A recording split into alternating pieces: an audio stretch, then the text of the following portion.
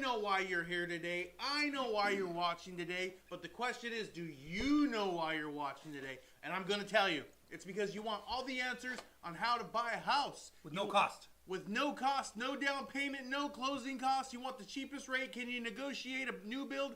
All those questions that you guys have, we have them right here. So make sure to fill up that chat box with all your questions, comments, concerns, thoughts, and ideas about buying a house. Even if you heard it from your uncle who bought a house once in 1967 and knows everything about the real estate market because he's been working at CVS for the last 30 years. So you guys have the questions. We have the answers. All you have to do is 3 things. 1, load up that chat box with your questions. 2, if you like what we're doing here, give us some hearts. And 3, if you think your friends need to see us, please share the content with the world. Leader and the finance man, what do you have for us today? Well, today I'm going to cover builders because I had a conversation, a long conversation yesterday, probably close to the end of my day. I just finished a file. I was wrapping up, and this guy calls and says, hey, I just went into contract with a builder. And I said, okay, good for you. And good, I'm glad. And he goes, they're offering me a very low rate in the 4s. And I said, all right, that sounds suspicious right out of the box. So I'm going to talk about builders. I'm going to talk about the different ways that they add things, they angle things. And I thought about it after I finished the conversation. It's the same conversation I've had many, many times. But after I finished it, I was like, yeah, and I don't know if I gave enough data so that someone can make a good decision. So I'm going to clear it up today in case this person is watching, or if you want to know where your interest rate goes down, how it goes down, what the market really is, how the builders actually make money. Because the builders have something that nobody has, and that's the product. When you have the product, you can make the rules. And even more, you can choose who plays the game. Because, like, let's just say you say, hey, I want to join Facebook. All right, cool. And Mark Zuckerberg doesn't like you. And he really doesn't like you. Can he make it so that you're never on Facebook? Yeah, never like you. I mean, you'd have to lie and call yourself something else because he gets to set the rules. And the builders get to set the rules. And because they set the rules, their interest rates, they look good. But there are laws. Remember, they set their rules for their world. But there's laws they have to comply with. So we're going to talk about those too. Yeah, and some other things. So the popular questions, very popular questions. One is it the right time to buy? Should I buy? And the other one is, I have a house and we need to, buy a bigger house. We need to downgrade, buy a smaller house. We need more land, whatever the case may be. Should we sell now and buy now or wait? And I thought about this because we answer these questions right here about how we feel in the moment. And we're not really giving advice. We're giving guidelines. We're teaching you how to get a loan done. But we're not really giving advice. And I thought about it. And if it were me, because I was in this position, should I buy now? Is it the right time to buy? And then I'm really thinking about the lady yesterday who said we need to sell. And if it were me, I would be buying right now. If I was looking for my first house, if I was looking to get my foot in the door, if I was going to do a move up, only because in time, over time, it's hard to predict what's going to be happening, okay? So if you have $10,000 right now and you're like, I want to invest this, what stock should I buy? It's very hard to predict how you're really going to make money long term because some companies fail. Some companies knock it out of the stadium. Out of the park, yeah. No, there's parks too. Yep. And it's hard to determine what's going to happen in the future. But real estate, okay? All we have to do is look at what happened in 2020 and 2021. What happened? Rates went boop. Real estate values went woof through the roof, okay? What's going to be happening in the near future? Well, we don't have to predict it. We just have to know what's going to be happening based on what the Fed has already put out. And the Fed has already said we're going to drop rates. And coming closer and closer to September, they're saying we're going to drop rates. The analysts are looking at it and saying they're going to drop rates. Now, at the beginning, it's going to be small, but over time, I'm talking about over the next 2 to 3 years, it's going to be boom, boom, boom, boom, boom. And at the same time, what's going to happen to real estate? It's going to go through the roof again. And it's only going to go through the roof for a couple of different reasons. One, supply and demand. Yep. Supply and demand. Our supply is still low and our demand is still extremely high. But every single year, actually every single day, there's someone turning 33 years old, and I'm noticing this to be very common with my pre-qualifications. You know how old a lot of our pre-qualifications are right now? How old? 33.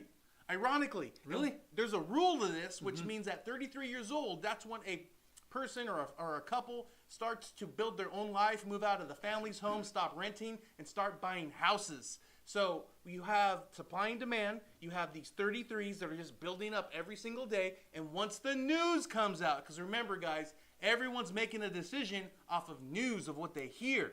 And once they hear rates are coming down, they're going to enter into the market. And this is where I say, if it were me, would I buy right now? Yes. If it were me and I had a house to sell and I wanted to move up or move down, would I make that move right now? And the answer is yes. What else, man? Well, It's a slow day. let's talk about what you're talking about, the housing deficit and the interest rates, because there is a housing deficit. This is the chart that's put out on the housing deficit. Now it's hard to read on the YouTube and the TikToks and the Instagram and whatever. So this line is par. That means we have enough houses for the people. This was when we had too many houses, and that was the big bubble. We had too many houses and not enough people. But after the crash, we don't have enough houses. These are the people, these are the houses. So we are in a very, very, very big deficit, which means, just very simple, there's no product out there. So when all this consumer demand hits the market, everybody's like, hey, I'd like a house. Well, a house isn't like an iPad. You can't just fire up a factory and it starts to build itself, and then 30 days later, you got an extra 10,000 iPads. Houses are very difficult because, one, everywhere is local. Everything is hyper-local. You got to go through the local city and county. You got to make sure that you can actually put that housing start down, get the plan in, so that you can get the financing. Then the next part is the financing, then the general contractor, and then all the things that have to happen. So what happens is that it's going to take a while for that to catch up. In English, if you're in the housing market in any way, if you're a framer, if you're a roofer, if you're a concrete specialist, sewage, whatever you do, you're going to have a freaking boom for the next 5, 10, maybe 15 years, because it's going to have to catch up. And the way the Fed triggers the economy is by dropping the interest rates. And they're dropping them. There's no, everybody says they're dropping them. There's no gray area. It's about as predictable as the sun's coming up tomorrow. Is it going to happen? Pretty likely. Can I guarantee it? No, not really. But every indicator says their interest rates are going to go down. So that means that as the interest rates go down, all of a sudden these builders and the people that build the houses, real estate speculators, investors, all these people are going, hey, you know what? I see where this is going. I'm going to build the product. The catch in real estate is it's not easy to build the product. It's so difficult to build the product because it's not a universal product. When Apple finally says, hey, we're putting out an iPad. All right, cool. That iPad goes to Montana, Kentucky, Oregon, Miami, everywhere is the same iPad. But you know what? When you build a house, it's not the same house. A house that's in North Dakota that gets to negative 20 degrees on a normal basis is not the same as a house in Miami, Florida that has to withstand hurricanes every so often. And it's not the same as one in California or they're all different. Because of that, it's a very, very, very tight market, and it's going to be a booming market for a little while. So, all that to say, there's not enough supply for the demand that's starting to hit the market and that's going to hit the market. There's going to be a lot. And as soon as the jobs market gets fixed, now everybody has income. Because the problem everybody has right now is they can't afford it. They don't have the income for the inventory that's out there. As soon as they can afford it, there's going to be a mad rush on houses. I believe that's going to happen. Yep. All right, let's get to our questions. Emerald, Norma, Moneybag, thank you for the love. Zyla97, my family wants to purchase a triplex. 6 adults. Would we be able to use everyone's income? That's what I'm talking about. Thinking outside of the box. Zyla 97. 6 people, all incomes. If it is all your primary residences, yeah, easy. Even if it's not all of your primary residence, if it's only one person's primary residence and we rent the other 2, we're still able to use the income that's generated off the property. If all 6 of you are on the loan, and we can do that, then yes, we can use all of your income, and I probably won't even have a reserve requirement, because if all 3 families live in one of the units, then it's all primary residence for all of them. That sounds like a very fun, challenging loan I'd like to take on. Let's do it. And when you get annoyed with each other, you can just go home. I'm going to go home. Slam! Everyone, load up the chat box. These are good questions. Charlie Whistle, what states would you buy right now? Because I'm looking Montana. Because, Here I come. Because I'm looking at income producing properties, I would go to the dilapidated areas, because you can get a house for 80 grand right now. 80 grand in some areas. And if I was buying cash without leveraging it, and all things were equal, and I had a good property manager, probably Detroit, some places in Tennessee, a few places in Texas, but it's not the popular areas. It's not going to be Miami, Los Angeles, Chicago, because I'm not looking for my primary residence. In this situation, I'm looking for rental income. So that's the area that will get me the most bang for my buck without the overhead. So that's, yeah. Yeah, I'm watching 1921 right now, so it would be Montana for me. Montana. And then the question is, you want to live there, or are you trying to buy investment That's properties? what I was talking about, man. Whole different way of I got my looking at primary it, man. residence. Whole I already different got way. mine, so it's a little different. Enrique, no credit, no house. Not necessarily, man. Not necessarily true. We've put people in houses with what's called an alternative credit profile. What's an alternative credit profile, Enrique? I'm glad you asked. That means that we take your social security number and we pull your credit. And when we pull your credit, it goes 0, 0, 0. We're like, hey, there's no credit. All right. Once that happens, I can build an alternative credit profile. How do I build that? Oh, and glad you asked, Enrique. So what you would do is you'd say, hey, here's my cell phone bill for the last 12 months. I paid it on time. All right. Here's my electric bill for the last 12 months. Paid it on time. Here's my everything bill that I paid for the last 12 months. I would build a file, and I'd send that to an underwriter. And I'd say, hey, Enrique never went the regular credit route. Because of that, here's his credit scores, because you can't just choose one or the other. You have a credit score, and if you don't, I can build an alternative credit profile. But if you do, we have to use that credit score. So I have to show the underwriter the 0, 0, 0, and they say, okay, cool. Let me see they paid their bills on time. Then the underwriter will do what's called a manual alternative credit profile, and we can move forward. I'll give you another route. Good. And before I do that, Zyla, Charlie Whistle, Enrique, start throwing in those hearts, man. Show us some love. But Enrique, here's another one. We actually have it in escrow right now, and it closes on the 19th, which I think is Monday. So here's what happened. We got a lady and her husband wanted to buy a house. They wanted to buy a certain dollar amount. I think it was $600,000. They didn't qualify on their own. They're like, what if we had my sister? She's going to live with us. Cool. Added the sister. Still couldn't hit the purchase price they wanted. And she said, Chris, I don't have any more co-signers. I don't have anyone else that can go on this home loan. I have one other sister that works that's going to live with us, but she doesn't have any credit. And I'm like, what? Does she make enough money? She's like, yeah, she makes this. Okay, cool. I'm like, if we can add her to the loan, this works. How do you know she doesn't have credit? She's like, she's never financed anything, never bought anything. I'm like, I don't believe you. Let me pull her credit. So I pulled her credit, and sure enough, nothing was there. But you know what we did? What do we do? We added the third sister to a credit card that our primary borrower has. That's genius. That our primary borrower has, and we don't have to add the debts twice because she's an authorized user. And guess what? 719 credit score overnight, and they're gonna close on Monday. So there you go. If you don't have credit, guys, we have ways to work around it and help you guys get into homes. So let us know. Norma says, I live in South Texas. I'm looking to buy some acres and build. Should I sell my current home or rent? Norma, I'd highly recommend you rent. But if you're trying to build, don't rent yet. Here's why. Because there are some programs out there called an FHA one-time construct, VA one-time construct, Fannie Mae, Freddie Mac, and USDA one-time construct, where you can actually go buy the land with the loan. You can buy the land, contract the builder, the general manager, and go through every single piece of it in stages. And when you're done, the loan will get taken out by an FHA, VA, Fannie Mae, Freddie Mac, or whatever loan we did with. But in the meantime, you have a construction bridge loan that's allowing all of this to happen.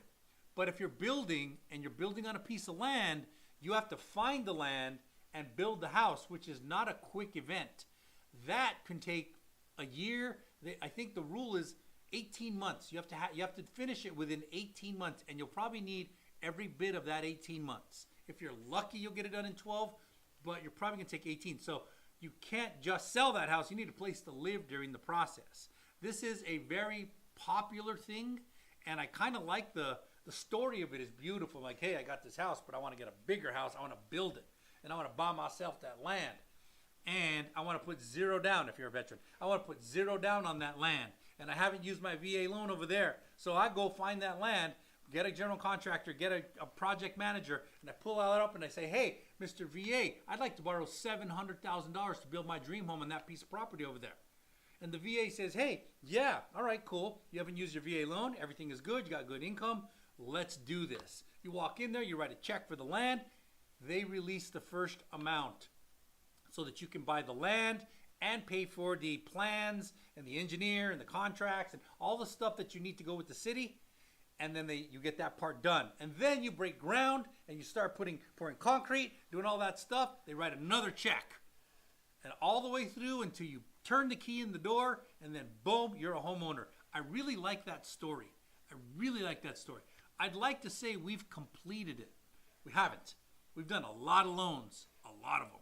But I've never completed somebody living in a property, buying that second property, and going all the way through to build. We've started a lot of them, haven't completed them yet. So I would like for you to be the first story. Here's what I would do. Actually, this sounds like fun, Norma. This sounds like a lot of fun.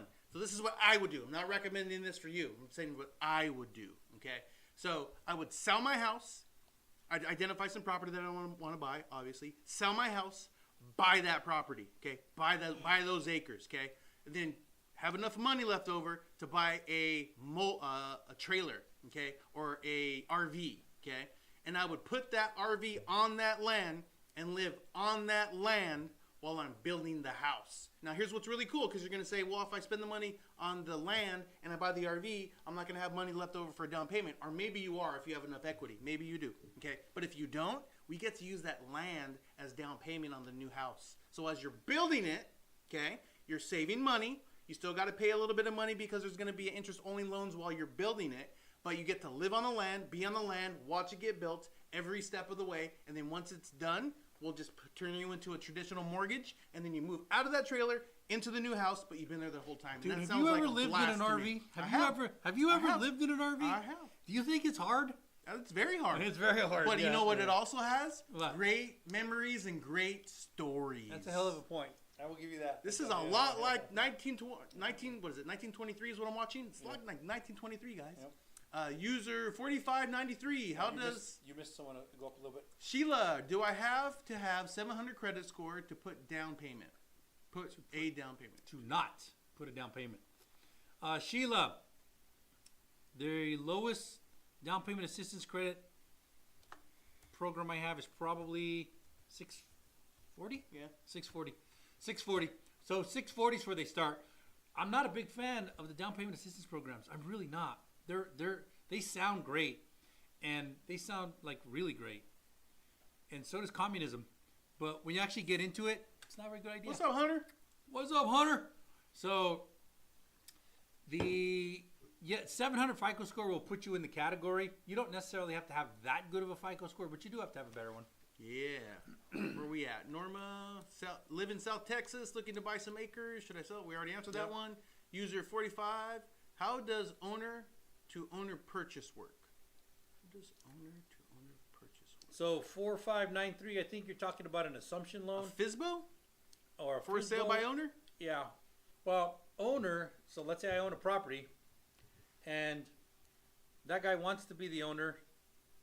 He just says, hey, here's a whole pile of money, and I say thank you, and then I sign over the deed. That's owner to owner, I guess. Well, I think he's talking about for sale by owner, FSBO. So here's the problem with FSBOs, guys. The reason why people do that, if you're calling it owner to owner, is they don't want to hire an agent, okay? Agents right now, upwards of about 6%. You can get them a little lower sometimes, but call it 6%. So if you have a $300,000 house, you're looking at what, $18,000 in commissions that you don't want to pay. You want to keep that money in your pocket.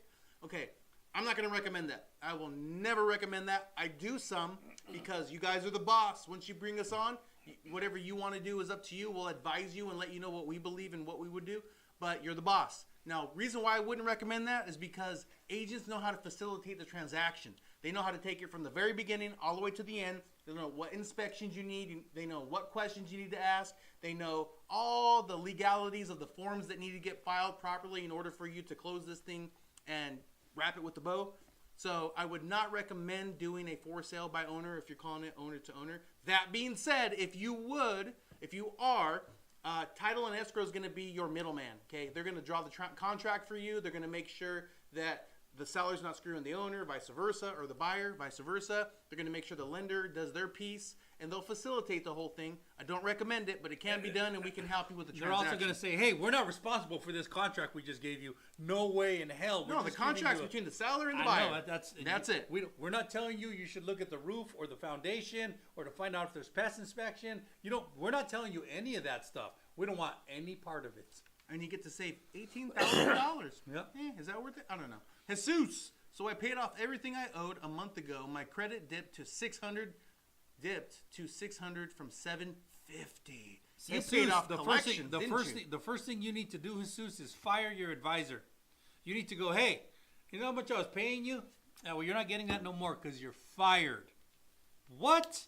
Yeah, if you do this move, and some people do it, they think they're doing a good move, but they hurt themselves a lot. Because credit doesn't mean you don't owe anybody money. Credit means you owe people money and you are paying it back on time. As agreed. That's it. Some people are like, well, I paid everything off, so I should have great credit. No!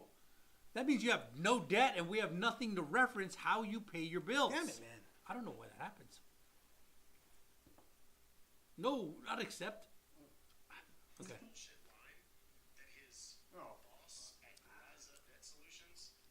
We'll come back. That's their website. Oh, dude. You just dropped our whole feed. I don't know what's going. I don't have no idea. We're still on Instagram. Yeah, okay. Yeah.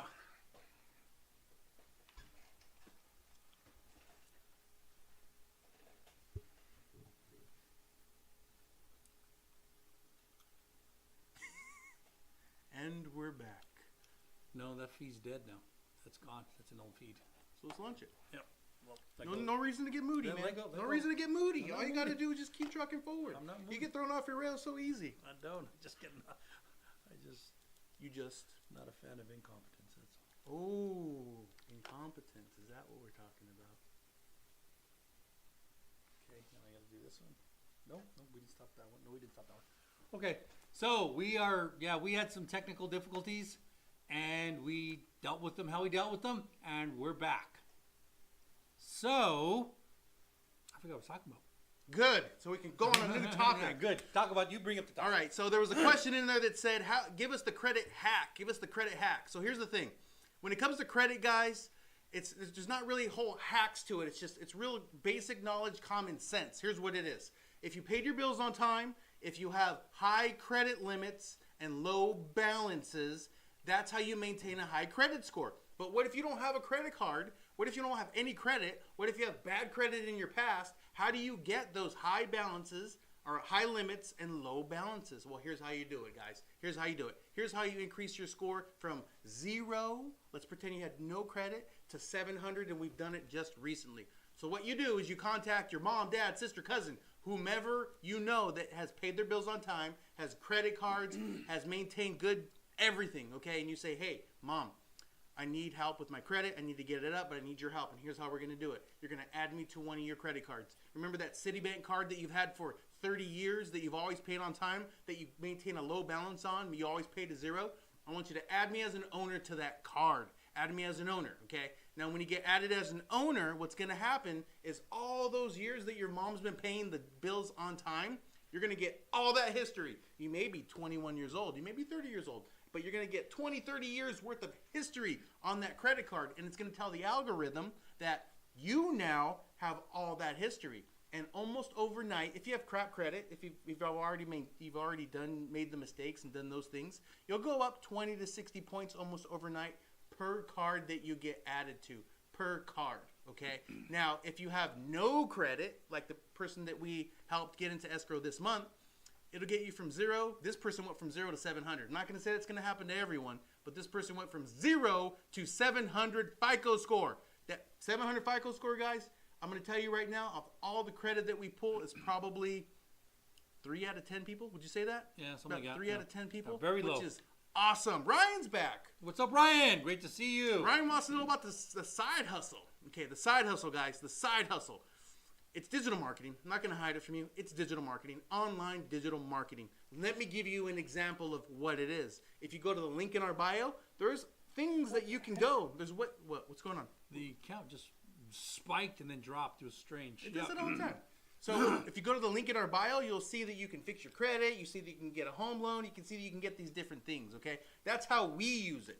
And through this process, what you're going to do is you're actually going to buy something called the Roadmap to Riches, okay? The Roadmap to Riches. What it's going to do is if you have no experience with marketing, if you have no experience with online business, it's going to take you from 0, knowing nothing, all the way to being a professional business person online. And you can sell products, you can sell services. If you're a person that makes something, maybe you customize mugs, you can sell those, whatever you want, literally whatever you want. Now, if you do it right, it's going to take you probably 90 days to start making money, probably 90 days. And I'm not going to say that the money's just going to flow in. You're going to have to figure out where to put all this money. You're going to start getting little checks here and there. But if you stay at it and you set up your email campaigns accurately and you stay active with the social media posts on a daily basis and you keep your engagement, then you're going to start making money probably 6 months in. So a lot of these people that are selling the Roadmap to Riches are telling you you're going to make money overnight. You're going to have $40,000 paydays in no time. Not true. I'm going to say that you're going to make hundreds of dollars in about 90 days and then maybe thousands in 6 months to a year. So Ryan, I hope that helps. If you want more data on it, go to the link in the bio, like I said, and click on Side Hustle. We invested in it. It's paid for itself. It's made profit. It's not where we put all our time, though. We put our time at what we do for a living, which is mortgages. My interest rate is 7.5%. Should I refi now or later? Well, user 9600. What type of loan? Do you want to refi now or later? There are pros and cons to both. If you did it perfectly, you would wait till we hit the bottom of the cycle, like the bottom. You would refi once. You would buy the rate all the way down, and then you would never refi again. But 99.5% of America is not going to do that. Every time the rate drops about 3/4 of a point or a full basis point, they're going to refi. And if you're going to do that, I will help you. So the question boils down to, does it financially make sense? And we can tell you that pretty quick. So we have to know what type of loan you have and what type of credit score you have. What if they have an FHA or VA right now? Probably 7.5, you're probably way better off.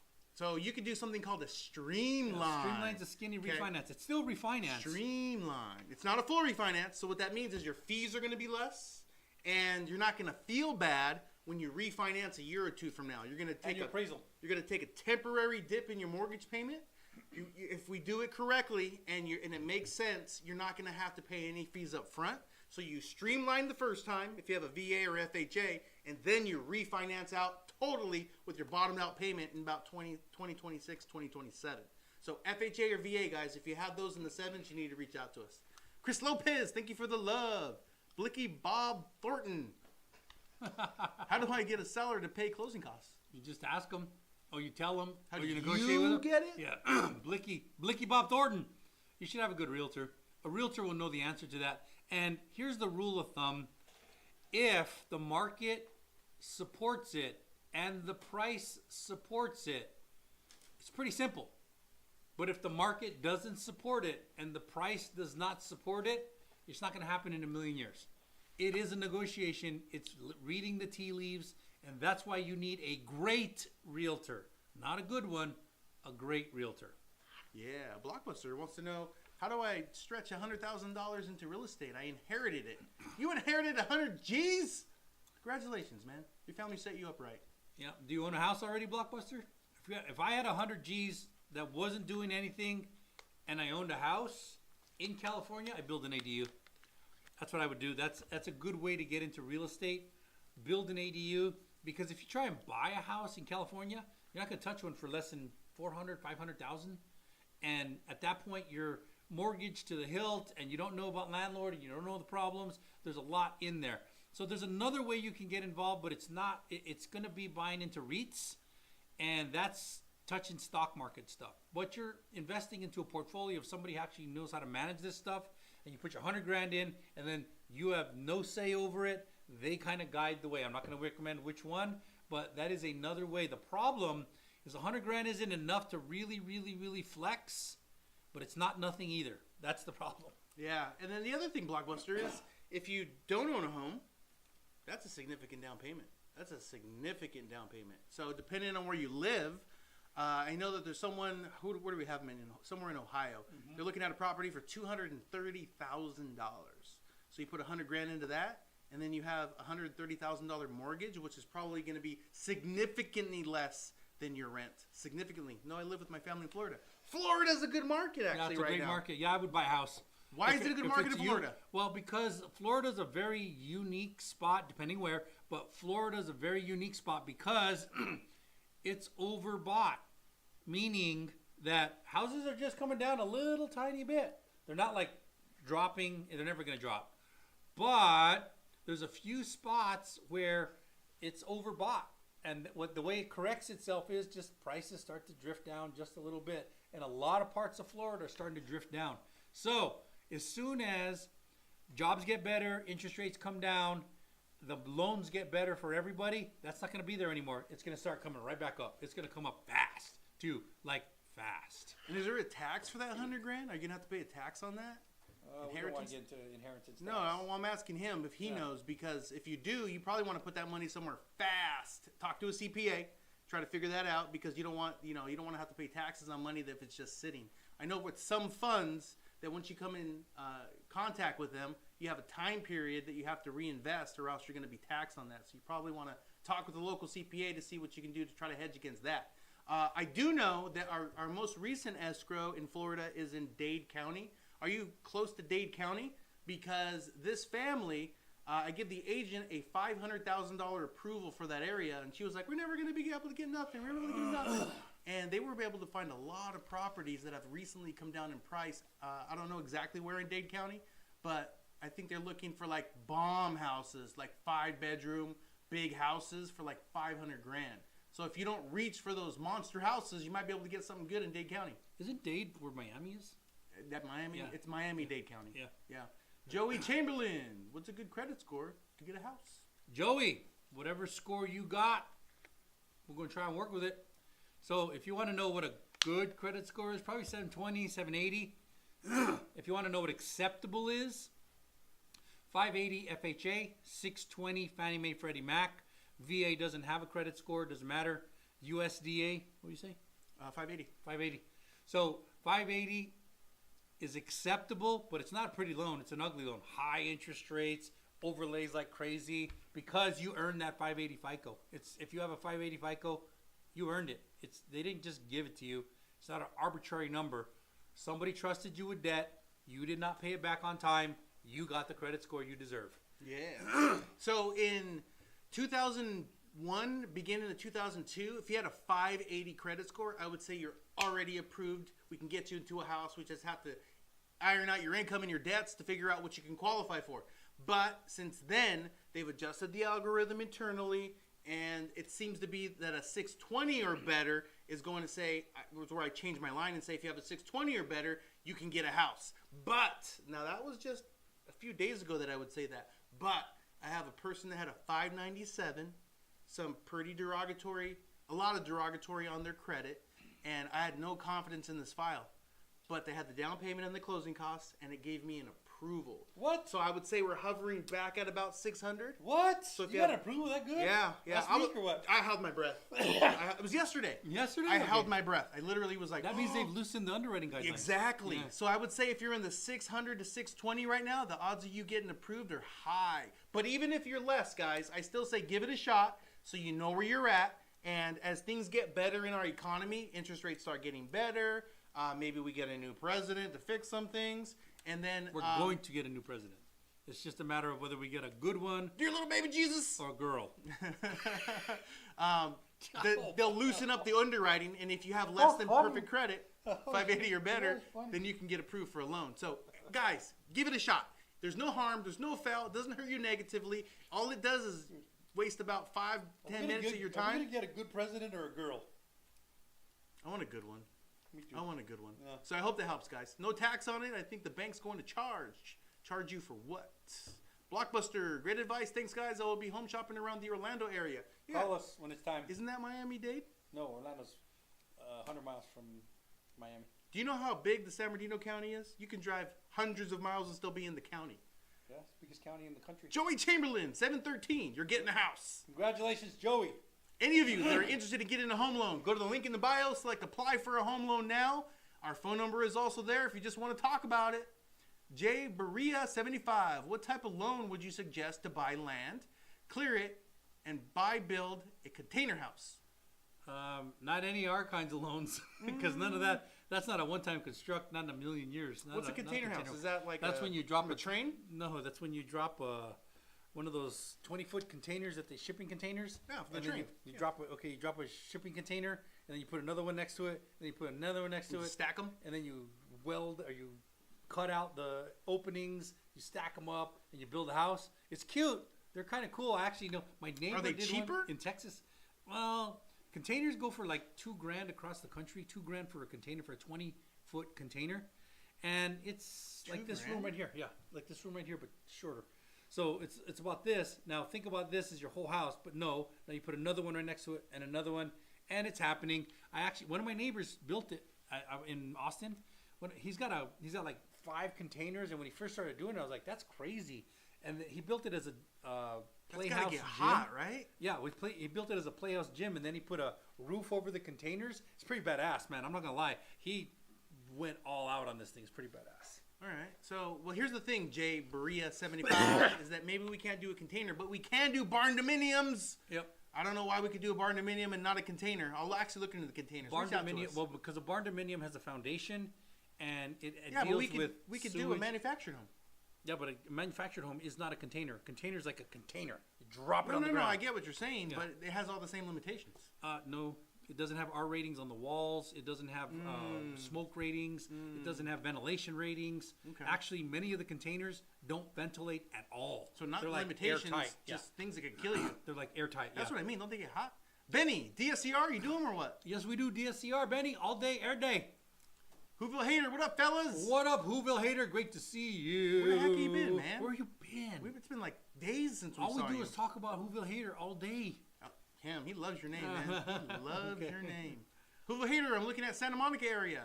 You missed Ashley Hecklin, dude. Oh, what's up, Ashley? Ashley. How you doing? Ashley. How you doing, Ashley? I like Hey, that. Ashley. Did I You acknowledge? got her now, yeah. All She's right. she's Thanks for gonna be joining happy again, Ashley. now. Appreciate you. Whoville Hater, I'm looking at Santa Monica area for another house. What do you think about that area? I love it geographically. It's amazing geographically. It is amazing geographically. If you go to Santa Monica, there's the beach, there's mountains, like literally right there, there's mountains. Santa Monica is amazing geographically. Functionally, it's shit. It's horrible. It's ridiculously disgusting. But it's amazing geographically. All the news you hear about California politics, that's the problem with Santa Monica. That is the problem with Santa Monica. Like you said, it's beautiful, it's gorgeous, it's fun to visit. But all the stuff that you hear about with our homelessness, with the crime, with Gavin Newsom. If you're a tourist and you go to Santa Monica, you're going to go, I'd love to live in Los Angeles. Because you're going to go down the Santa Monica Pier and you're going to be like, this is awesome. People are just fishing. It's amazing. There's beautiful restaurants, kind of expensive, but there's beautiful restaurants. I love Santa Monica. I love it. Then you get in where the houses are and there's going to be like people peeing on the sidewalk, like right in front of you. They don't even try and hide. They're just like, gotta go. And they're right there. And there's homeless people everywhere and they don't deal with this stuff. And then the crowds are ridiculous. So geographically, it's amazing. It is amazing. Functionally, horrible. I wouldn't want to live there. Remember that pandemic we had a couple years ago? One of the worst places for that. Yeah. One of the worst places for that. So, Whoville Hater, Good luck with that. Come stop by, Oh, say the hi way, if you're going to come to everything's California. super expensive in Santa Monica. If you're trying for Hula any hair's house a baller, dude. in Santa Monica, you're I don't think you get one for less than 900 grand, and that would be a 1-bedroom, 1-bath sandwiched between 2 mansions. Hula hair has 500 doors. He ain't worried about the cash. Yeah, I think you're right. Jay Bria. So there isn't a construction type of loan? There is a construction type of loan, but it is not a container home loan. That's where the problem is. There is a loan where I can go, hey, I like that piece of land. Okay, I want to buy it. All right, cool. I'm a veteran, 0 down. Okay, I'm going FHA, 3.5% down. 3.5% of what? All right, cool. So now I got to get the land, get a contractor, and go, hey, I'd like to build this 3,000 square foot home on this piece of land. How much will it be worth? It'll be worth 500 grand. Cool. My purchase price is 500 grand. Now I go to FHA and I say, hey, this is going to be worth 500 grand based on all of this. FHA goes, cool. One-time construct, all day, 3.5% down. Then they'll release 10% construction. But can you get that for 0 down on FHA? No, you need 3.5% down. Can you do it with 0 down FHA? Yes, you can. But can you go, hey, I like that land, I'm getting cheap, and I'm going to drop a container on there and then put a bathroom somehow? Yeah, it doesn't work like that. So are there construct loans? Yes, there are.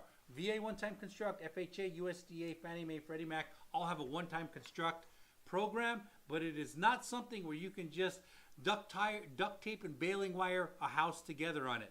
It is a full, you have to have it permitted. There has to be foundation, subjacent lateral support. It has to be able to support the actual structure that's going to go above it. The waste has to be properly disposed of. The electricity has to be governed so that somebody doesn't kill themselves. There's a lot that has to happen.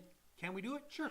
Yeah, Gabriel, you're going to be dealing with the city and the township. They're not going to let you do anything willy-nilly. Yeah. It's all going to be above board. Hooven Hellier says containers are just metal walls. You're right, they are, and they're amazing for storage. I think it's badass. I want to buy 2 and put them on one of my properties in Texas. Oh, that I'm like sounds gonna buy appealing. 2, and then I want to put something over the top. Your neighbors are going to hate you, man. No, my neighbors have it. Oh, God. they're Oh, gonna my hate neighbors you. have it. It's so straight, and it looks badass. How many hillbillies live in your neighborhood? Hello, said Ellie. What's up, Ellie? Ellie, what does that stand for? Lovely Buttercup. How much do you have to make to qualify for a $500,000 home? A lot less than a couple weeks ago. Yeah, $500,000 home. If you're cracking 100 to 120, you're in the neighborhood right now. Before it was 160 to 180, but right now, yeah, 100 to 120, depending on your debt, your credit score, and a few other things. Yeah, Hoover Harry said he just saw a video about it, like Mad Max over here. Oh, over there. Oh, Talking about yeah, Santa Monica. in Santa Monica. Oh yeah, Santa Monica. You know what's horrible? Okay, so I took my parents. I live in the Inland Empire, and we have this cool little train that goes into Central Station, not Grand Central Station. What's it called? Union Union Station. Station. Goes LA. into Union Station. So I'm like, hey, Mom, Dad, you want to go to Los Angeles? We just hop on a train. The train driver does all the driving. About an hour, but we're watching TV. Who cares? All right, cool. So we hop on the train. We go there. We get out at Union Station? We get out at Union Station. They're like, hey, this is beautiful. We're looking around, and we start walking into the city, and oh my God, it's disgusting. I'm like, there's homeless people, and my mom's like, is that person just sleeping there? I'm like, yeah. He got tired. He just, you know, when you get Nap tired. time. It's nap time, yeah. And then we're walking curb down, looks good. and then there's like 4 tents, and she's like, do they live there? I'm like, I didn't ask them. You but only I'm saw like, 4 tents? No, at that spot. Okay. I'm like, at that spot, I'm like, I don't know if they live there, but their tents are there. That much I can tell you. They're walking down. She's like, Hito, this is ugly. And I'm like, yeah, Mom, this is not what I thought it was going to Welcome be. to LA. This is not what I thought it was going to be. So we went to a couple museums, then we left, and I was like, that was embarrassing. I was in Santa Monica about 2 weeks ago. I was actually in Malibu. I was in Malibu. Malibu. Had lunch in Gladstone's. It's No still, shit. still a cool spot. Is it? Yeah, it's a Dude, good food. if you go to Gladstone's, if you're a tourist and you hit the spots, you're like, hey, the Santa Monica Pier, amazing. Gladstone's, awesome. Go to San Diego for something, awesome. You're going to be like, I'd love to live in California until you live in California. Yeah. Yeah. Anyway, But, keep your but story. Santa Tell your Monica story. it was nice. It's beautiful. I mean, if you're doing the tourist thing, it's great. It's a good time. Like he said, the pier. Go to Gladstone's. You can go up and down. It's right next to Venice. Venice is always a cool walk. Except you got to deal with the homelessness and the drugs. That's crazy right? Always a cool little walk. So it's beautiful to come in and visit for the day. But If you stay there, then you have to deal with the RVs that are parking on the curbs, just lined up because they live in RVs. You have to deal with That's still the going on? homeless people going through, not in the spot that it was, but they're moved all over the city. I haven't been there in a while, so yeah. And then you have to deal with the homelessness going through your trash can at night. And it's just creepy. I mean, imagine walking your dog at night and walking, like he said, walking past this tent where someone is living right on the corner where you live. So very strange. Ellie said he's from Phoenix. Love Phoenix. I was actually at the comedy shop there a couple months ago. Yeah. Love Phoenix. Cool spot. Ellie said they understood, man. They don't understand what the guy's confusion is. Shadowbox, hello. If interest rates go down next month, will sales surge? No! No! You see how fast I was? No! You know why? Because it's not a quick process. If you said, hey, I'm ready to buy a house today. I got the money, the credit, and the income. How long would it be before you actually found a house? 60 to 90 days. Why? Because you'd be like, well, what if I go to school here? If you got a good realtor, they're going to go, okay, well, the schools are rated 4.3 on a scale of 1 to 10. You're like, 4.3? I think I'm going to pass on this one. Okay, cool. Well, then let's go over here. All right. Hey, that's a really cheap price. That's amazing. That's good. It is a little crimey. Like, there's been a lot of rapes and murders, but don't worry about it. You're getting a good price. You're like, I'm not sure I want to do that. And you're like, okay, cool. I want to go to a place that's not crimey and that's got a good school. And you're like, okay, cool. It's $900,000. I was in the $600,000 mark. $900,000. That's a little rough. That's Rancho Cucamonga. That's nice, but $900,000 is a little out of my budget. So it's going to take you a long time before you actually find the house. So even after everything is good, that shopping thing has to happen. And then you're going to be like, well, if they want $900,000, shit, I'm walking in like a boss. I'm going to offer $880,000. And depending on the market, you're probably going to get laughed at. In Rancho, you'd get laughed at if you offered $880,000 on a $900,000 house. You would laughed at. So it's not going to happen quick, but it is going to happen certain. Yeah, and surge is relatively speaking. I mean, the surge is going to be a bunch of people starting the process. It's already happening. I'm getting calls left and right. I'm getting messages left and right about people interested in wanting to start the process. I'm getting people that I spoke to a year ago going, we want to start now. We're going to start putting in offers. So that's absolutely going to start. Prices are going to start creeping up. But know this. If you're maxed on your purchase and you're in a neighborhood that you love and that's where you've been eyeballing and it goes up just a little bit, You're out. you no longer live in that neighborhood. So if you want to buy a house, start, guys. Have you ever Don't seen wait. that? Have you ever seen that? It happens all the time. Somebody's like, hey, I know they're asking $900, but I'm going to be savvy and I'm going to offer $880. And the realtor's like, no, not a good idea. They call me. They're like, hey, Lee, what do you think? And I'm like, let me pull it. No, not a good idea. We tell the realtor, like, I'm the boss. They're like, you're right. You're the boss. Offer $880. They're like, why didn't they take it? How do I make them take it? You can't make anybody take anything. You can't make them. Yeah. LE, can I come off the loan if I become a cosigner after the purchase of the property? LE, there's only two ways to do it. Refinance, that's one way. The other way is that the primary borrower assumes the loan, but they have to assume it with all of their own income, liabilities, and everything that they needed you for in the first place.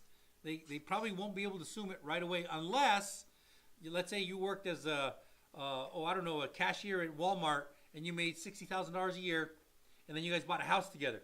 And then 6 months later, the cashier got a raise to general manager of that Walmart and went to $120,000. Then, because his income significantly went up, he might be able to assume the loan. So those are the two ways off. But other than that, no, you're on that loan. And here's what's going to happen, LE, in a very short period of time, is when the interest rates start going down, that cosigner may not need you anymore, okay? And they're probably going to want to refinance anyway because the rates are going to be a lot better than they are today. I'm talking about 2026, 2027. So if you do go on someone's loan, there's probably an opportunity for them to take you off because they're going to be going through the refinance process anyway in 2026, 2027. But what's your concern, Ellie? What's your concern with being on that loan? Is it because you want to buy another house or you want to buy your own home maybe? Well, I'll give you some good news. I'll give you some really good news. After a year's gone by, okay, you're a cosigner on this person's house, and a year's gone by, and that person's made payments on time for the last 12 months, and you want to buy your own house. All you have to do is give us those bank statements of that person showing that they've been making the mortgage payment and it's not going to impact you negatively. Yeah, it won't count against you. So that's that's some a big good deal. news for you, That's a Ellie. big deal. Yeah, that's a So big deal. 1 year from now, you're in a good spot. 2 to 3 years from now, you're in a fantastic spot, and you're going to refinance too. So think about that. But let me know why you're concerned about being on that loan.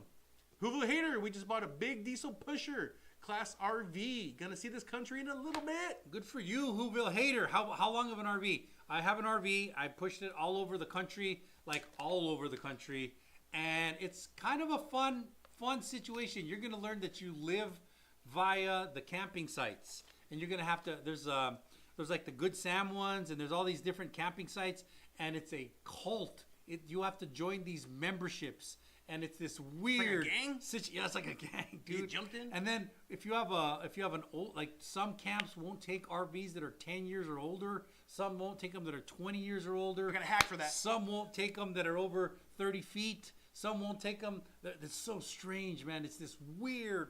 If you travel like that for a little while, you learn a whole bunch of stuff. It's pretty cool. Yeah, and when you come to California, Hoovle Hater, hit us up. Yeah. Maybe you'll do a guest spot. Come on, yeah, we'll do lunch, man. We'll take you to, where would you take them? Ancho's. Ancho's a good spot, Ancho's right? a spot. Ancho's a spot. Where we're at right Homemade now, tortillas. the best, what did you say the best spot? I'd say Dwayne's, Ancho's, and then the place we just left at the event we were just Doubletree? at. Yeah, what's it called? The Doubletree? Yeah, there's a The high-end restaurant? restaurant. Yeah, I I've forget never what been to it's that called. restaurant. Yeah, it's a badass. It's a 5-star. There's a couple good spots around Yeah. here, Hoovle. We're having Yeah. good lunch. Ancho's is cheap though. Ancho says homemade tortillas, guys. Yeah, they do right on the spot. Ellie said yes, perfect. Ellie's gonna be a homeowner. Watch All right, this. cool. Let's make You it watch happen. This. Vivi, what if I have everything but 2-year work history? Then all you gotta do is wait 2 years, Vivi. Well, it depends what you mean by everything, because 2-year work history kind of important. They want to know that you can actually do a job, with some exceptions. Like, let's just say Vivi, you were in school to become an engineer, and you got your engineering degree last Friday. And today's what, Thursday? Okay, so today's Thursday, and a engineering company in Austin, Texas offered you $180,000 a year. And they gave you a strong offer letter. It says, we are guaranteeing you $180,000 a year. You would bring me that offer letter and the degree, and I don't need the 2 years, because I can use the 2 years you did in college as your work history as long as you entered into the same industry that you studied for. That works for college degrees, certain certificates, not all of them. Not like, hey, I'm a hypnotherapist and I have a certificate and they're offering me this and it took me 6 months to get the certificate. No, that doesn't work. But it has certain certificates, degrees, and military. If you just came out of the military, you don't have to go into exactly the line. You just have to say, hey, I've been active duty for the last 6 years and this mechanic hired me, guaranteed me $100,000 a year. Cool, $100,000 a year, military service, good to go. Yeah, and here's another thing. Are you talking about current 2 years at your new job? Mm-hmm. Because maybe you worked prior to that, okay? Maybe you're 1 year, 6 months at the new place, Mm-hmm. but a few years ago you worked a year or two at this spot, maybe Starbucks, Target, maybe you bounced around a little bit. We can tie those together, guys. We can tie those years together to get you to your history. So give us a little more data, Vivi. Whoville Hater says 38 foot. 38 foot. Nice. Whoville, I'm going to give you some advice. There's this line of 35. For some reason, a lot of RV parks don't like 35 or bigger. And you're like, so you got to call them, hey, you can't just show up at the door because they're going to ask you for the registration every single time in your driver's license. You need that, and your insurance. So they're going to, before you register, they're going to go, cool, I need your registration, your driver's license, and your insurance. And they're going to go, oh, you're 38. I'm sorry, look at the sign. We only take 35 or smaller. I've had that happen. Horrible. It's horrible. Or there's another one that says, hey, yeah, we are taking, your registration says yours is a 2002 38 RV, 38 foot Class A RV. Yeah, we only take vehicles 10 years or newer. And you're like, wait, that sounds like discrimination. Nope, that's our rules. Yeah, it's a strange community. Very strange, but fun. It's a lot of fun. The good news is if you can't get in, you have somewhere to sleep. Yep. I envision that Christmas vacation. Oh, no. Here's another one, Whoville Hater. You probably already know this. It's fun to know. What if you can't find an RV park? Well, if you're fully Walmart. Yes. Walmart. If you're fully self-contained, and if you own an RV, you know what that means. That means that you've got a, dude, we were just giving the good shit. We were just giving the good stuff. And then they missed it. Oh my God. Okay, so, Whoville Hater, I hope you caught my thing about if it's Yeah, there's certain RV parks that won't allow 35 or bigger RVs. 35 is a magic line for some reason, and there's another one at 42, I think it is 42. Anyway, if you are fully self-contained, and Whoville Hater, you'll know what that means if you own an RV. If you're fully self-contained, then Walmarts across the country will let you park. It's so strange because there's this little spot section of Walmarts where the RV's just set up. It's kind of cool, man. Or you can park at my house if you're in California. User, benefits of buying a second home in California. There's a few benefits. The beaches? Depends on where you buy. The mountains? Depends on where you buy. The desert? Tax base and appreciation. Playboy Mansion? I don't think that's a thing anymore. Damn it! Yeah, tax base is 1.2 across the state, unless you're at a new build. And the appreciation in California is off the charts, man. There's only a few areas where it appreciates that fast, but appreciation just kind of a rule. They're off the charts. Nail Tech says, what are the rates today? Today? Today. Right now? Well, the same thing that you've been asking every day. It's 5.375 VA, 5.375 FHA, 5.25 15-year conventional, 5.75 30-year conventional. So those are kind of the rates across the board. That's not my quote to you. My quote to you would only come after I pull your credit, build your file, and give you a quote. But that is what New American Funding is putting out to the world. Yeah, Psychic do bark low. I'm in Iowa looking to buy my home I live in. I don't want to go through my banks. Where do I go? Right here. So, yeah, Right here. if you're looking to buy the Right here. the home you live in, so are you renting it or are you buying it from your parents? Yeah, we need to know more about it. But, so FHA is a national platform. It's not local in Iowa or California or Florida. FHA is national. Fannie Mae's national. Freddie Mac's national. Local credit unions are local. So like we have one up in Barstow that's for railroad workers. And they do loans for railroad workers. And a lot of people deposit their money there and they have their money. They get to set their own rules. And that's a credit union that has special loans for railroad workers. However, if you don't want to use your local bank, we're a national bank. We'll be able to help you out. Give us a call. Nice. If you guys are interested in getting a home loan, go to the link in the bio, select apply for a home loan now, and our phone number is also there. User 7182. Second home, should I keep my home? Second home, California. Should I keep my home and rent it and then use a HELOC? I'm a big fan of that. I say because I've sold a bunch of houses that I wish I hadn't sold. And as I look back on my life, I'm like, yeah, if I wouldn't have sold those, I'd have a bigger portfolio of houses. So, yeah, we got the, I can't hear you, we have a bigger portfolio of houses. So I'm a big fan of if you can pull it off without selling your house, I'd always rent it, especially if it washes. Oh, just looking for a bigger home and want to keep my first home. Yeah, I would, as a rule, I just want to keep adding to that portfolio. But you have to do it balanced because if you take a leverage spot and it hits you, recently I've got multiple mortgages, and if I wasn't prepared for this, I would have been devastated. But I was prepared for a downturn, so you got to make sure it's intellectually done if you're gonna build a real estate portfolio. Yeah, Chicano bad boy in the house. Ora de Chicano. I used to know someone that worked at the Playboy Mansion taking care of the animals. Good for you, man. What kind of animals were they taking care of what at the kind Playboy Mansion? I love those stories, man. Those stories from the Playboy Mansion, because I grew up during that time, and I watched. You grew up? I grew up. I ain't grown up. You fell for it. The The trap, bro. Never grow up. Yep. Peter Pan. Peter Pan. He said that. So Yeah. the Playboy Mansion, it's not a thing anymore? They shut it down? Well, a business bought it with the Oh, the life stipulation of it was Hugh Hefner got to live in there until he died. After he died, I think they gutted it. I'm not 100% sure on that, but I think they gutted it and they're repurposing it. So, like, for the same type of thing or just some rich guy? No, I think it's a whole different thing. I would have made it a state attraction. Take tourists. And here's where he did this with this girl. Here's where he did that with that girl. Here's where there was 9 of them. Here's 9 of them. Damn. Smell this. All right, dude, you ready? You know what? We appreciate you. We've been Chris and Lee. We are out.